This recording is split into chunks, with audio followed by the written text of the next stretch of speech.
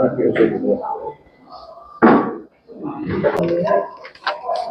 ही जय हिंद साथियों, मैं शमीमा रैना जम्मू कश्मीर के प्रदेश अध्यक्ष हूँ।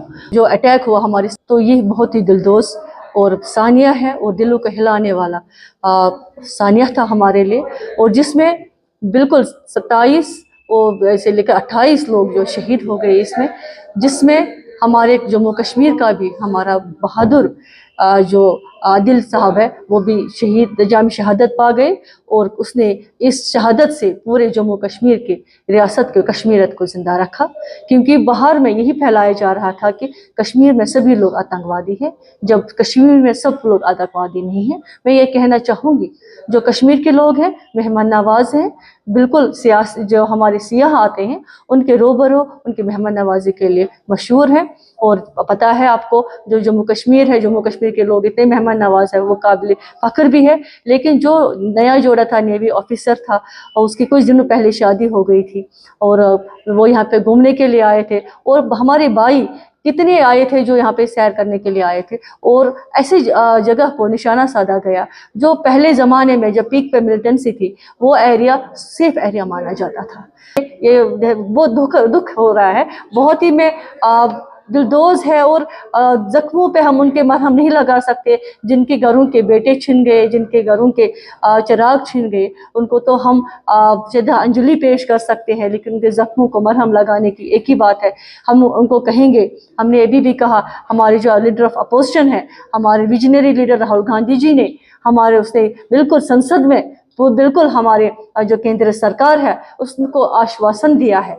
आप देख लीजिए कि किसने अटैक किया। हमने, कांग्रेस पार्टी ने, हमारा राहुल गांधी जी ने पूरे केंद्र सरकार को कहा कि हम आपका पूरा भरपूर साथ देंगे। जो भी इसमें कसूरवार होंगे, जो भी इसमें कसूरवार होंगे, जो उन्होंने बेगुनाहों की किलिंग की, उसमें कांग्रेस पार्टी आपको बिल्कुल शाना बशाना, आपके जो भी आपका फैसला होगा, कांग्रेस पार्टी शाना बशाना आपके साथ होगा। और उन मुलजिमों के लिए सख्त से सख्त और कड़ी से कड़ी सज़ा होनी चाहिए जो उन्होंने बेगुनाहों को मौत के घाट उतार दिया है। और मैं यही ऊपर वाले से दुआ करती हूँ कि उनके रूह को शांति मिले, और महिला कांग्रेस की तरफ से मैं श्रद्धांजलि पेश करती हूँ। और फिर सिस्टर है और हमारे लेफ्टिनेंट गवर्नर है, मैं उनसे अपील करती हूँ कि एक कमेटी बिठा दी जाए जो शायद उन्होंने बनाई हुई है, उनको बैठ के पूरा इसका बिल्कुल देखना चाहिए, कहाँ से आए, कहाँ से गए, और अगर जो भी आए तो वो कहाँ चले गए, उनके ऊपर उनको बिल्कुल सख्ती के साथ सलूक करना चाहिए, उनको लाना चाहिए, उनको जो भी है हकदार उसे बढ़कर उनकी सज़ा मिलनी चाहिए।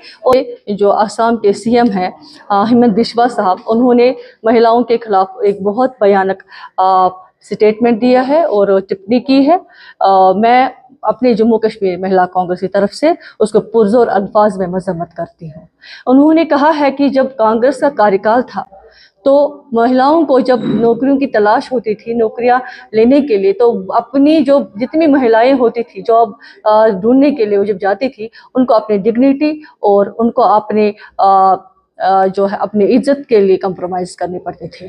लेकिन मैं उनको कहना चाहूँगी आपके मीडिया के माध्यम से, ये सरासर गलत है। जब से भाजपा सरकार आई है पिछले 10 सालों से, उन्हें बेटी बचाओ बेटी पढ़ाओ का नारा दे दिया, तो आपको देखने को मिला होगा कि तब से महिलाओं का क्या सलूक किया जा रहा है। चाहे वो मणिपुर की हमारी बहन हो, चाहे वो बिल्किस बानो हो, चाहे वो सनातन धर्म की हमारी बेटी हो, चाहे वो बनारस की बेटी हो, चाहे हमारी कठुआ की 8 साल की आसिफा हो, तो देखने में आता है कि महिलाओं के साथ क्या दिशा हो गई है इन 10 सालों में।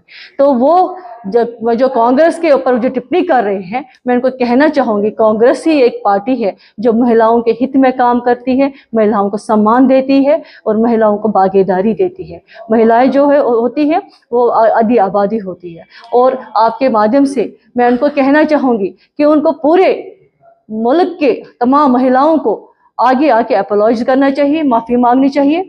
और मैं अपने prime minister of India honourable Modi ji से गुजारिश करती हूँ अपने मीडिया के माध्यम से, और हमारे राज्यपाल यहाँ पे जो गवर्नर साहब है उनसे मैं अपील करना चाहती हूँ कि उनको एक कमेटी बना दी जाए और इस बात की इन्वेस्टिगेशन की जाए और उसको सख्त से सख्त सज़ा देनी चाहिए।